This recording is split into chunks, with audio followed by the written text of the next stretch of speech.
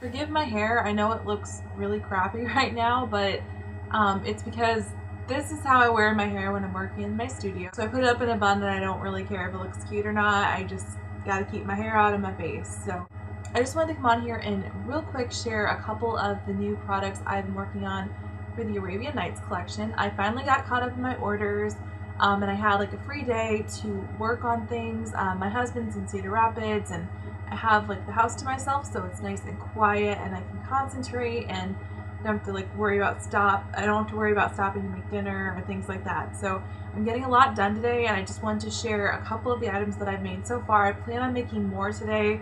I just wanted to come on here before I lose my daylight. I talked about doing a Quentin Tarantino collection and I still plan on doing that. I'm just pushing it back towards July or like middle summer kind of thing, because I just feel like this inspiration, my Aladdin inspiration, the Disney's Aladdin, is just really fitting for right now for what's going on the runways and trends with makeup. I just think that this collection is going to be really, really great for summer. I really want to get working on it. I'm really excited. I'm trying to do more matte colors in this collection as well. I know that a lot of people have a hard time finding vegan matte eyeshadows, so I have like three mattes. I have like 3 mattes in this collection. Some may or may not have a tiny bit of calcium aluminum borosilicate, which is like a natural mineral glitter, but the texture will be matte. So the number one thing I made for the collection that I'm really, really excited about, I think this is exactly what I wanted when I had it in my head for a blush color, and it's what I'm wearing right now, if you can see that. And it's going to look really scary when I show you it in the jar. But this is my dupe of NARS Taj Mahal. And as you can see, this is more wearable. This isn't quite as bright. It's because I don't use lake dyes and irritating ingredients in mine. I looked through the NARS blush ingredients and they had like mineral oil, bismuth oxychloride, parabens, all kinds of really icky things.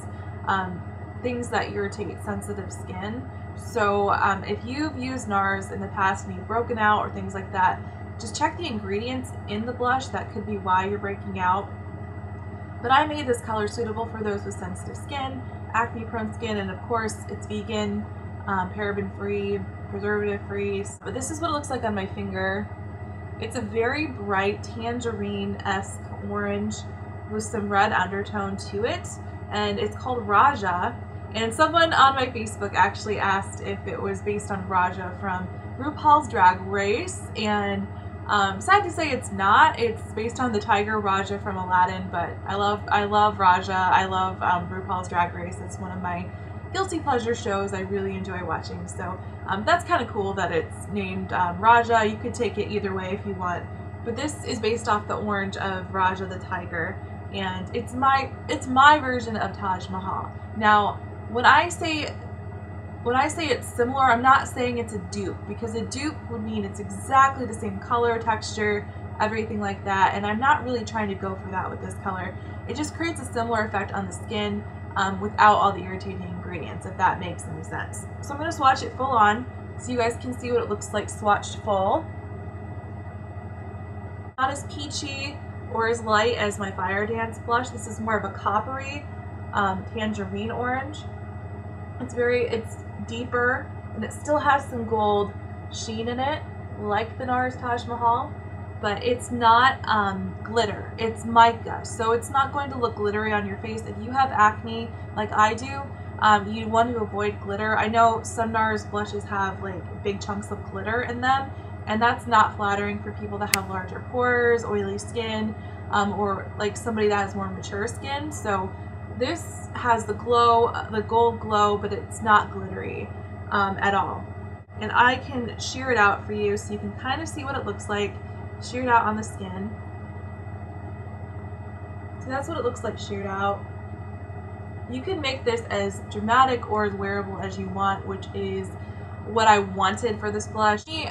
My personal experience using them, I think it's a little bit nicer to have the blushes still be pigmented but be easy to blend out and be a little more sheer on the skin so that they're more wearable.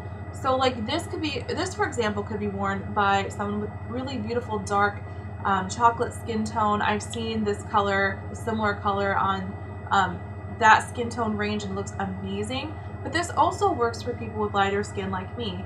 I'm very fair and I'm wearing this today and I think it looks really, really pretty. So it's just all how you apply it. I applied mine with my Cosette S140, which is just the blush brush. So I just applied it right where I wanted it. And then I blended it out with my e.l.f. Kabuki brush to give it like a really pretty natural look.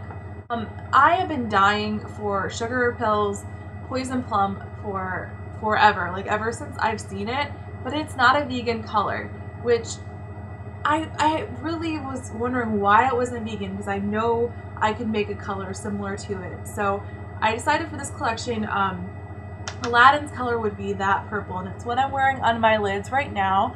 I'm wearing it on the lid on top of Cheshire Cat liner, which I will be making more of these. I just need to get my collection done. But it's my purple vegan eyeshadow base. I love using these as cream eyeshadow bases to hold my pigments and to intensify color. I love using them for both purposes. So you don't have to just use it for an eyeliner. It works really well for eyeshadow bases too. It doesn't crease as much as the NYX jumbo pencils. In my experience, I know a couple of my customers have said that as well, that they use them as eyeshadow bases and they work a lot better than the NYX.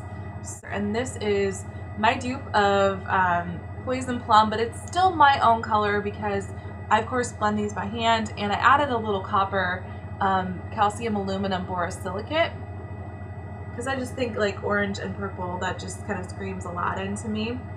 Because his vest is purple, it's like this really bright, vibrant purple like this, and I gave a little bit of warm undertone like for the red of his vest that he wears. So that's where I got the color inspiration for Street Rat. And that's Aladdin's color, and I will swatch that for you. I'm very picky with my matte eyeshadows just off the bat. I have had really horrible experiences with some matte eyeshadows, just not blending the way I want, not being as pigmented as I want. This is what it looks like, just swatched straight on the skin, no primers, no anything underneath. That is what the color looks like swatched straight on the skin. I don't just put like my colorants and a little titanium dioxide into my eyeshadows.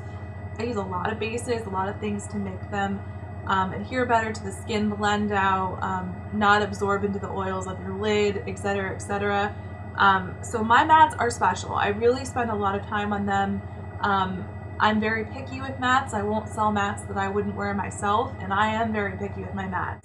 For the lid, I just put Cheshire down and patted it on. I didn't rub it, and that seemed to work really well. And then for blending it out into my contour, you don't want to use a cream base in your contour if you're blending, because it just kind of sticks and doesn't blend out and fade out the way you want to if you put a cream base underneath. So what I did, I just added a little bit of Louvre, which is my off-white shadow. I added a little bit of that underneath and up into my brow bone, and that gives it a base to blend on top of. So that's what I did for that, and then I just blended with a blending brush, and it was very easy to make it look like this. And I have a little bit of Street Rat on my lower lash line as well. But then I blended out the actual color in my crease. So this is what it looks like without any bases. It's blended out in my crease, and it blends extremely well, if you can see that. I have a tip for matte eyeshadows. Matte eyeshadows do require a little bit more work. If you're not used to using them, there's a few tips I can give you for how I like to use them anyway. It doesn't mean the eyeshadow is bad. It doesn't mean that the formula isn't good. Matte eyeshadows apply differently than a more mica-based eyeshadow would. They require a little bit more work. But that said, I didn't think that this was that hard to apply. Also on the lips, if anyone's curious, this is another collection I'm working on. At the moment, it is my Tori Amos lip collection that is called Funny Lip Shape, which is based on a lyric to one of her songs. The color I'm wearing is Strange Little Girl, and I know it's kind of messy right now, but that's what I'm wearing on my lips. It's a beautiful satin red-orange color. I made it the color of her hair, circa 1992 little earthquakes era. So that is the color I'm wearing on my lips, nothing else applied on top, and yeah, that's my look. I hope you guys are excited for this collection. I will update you guys when I make the rest of the products, when I make more things, but I really was excited and wanted to share the 2 products that I've made so far. I think you guys are going to love them. And I did listen to you. I'm trying to make products for darker skin tones, and I am making more matte eyeshadows, so I hope you guys enjoy them.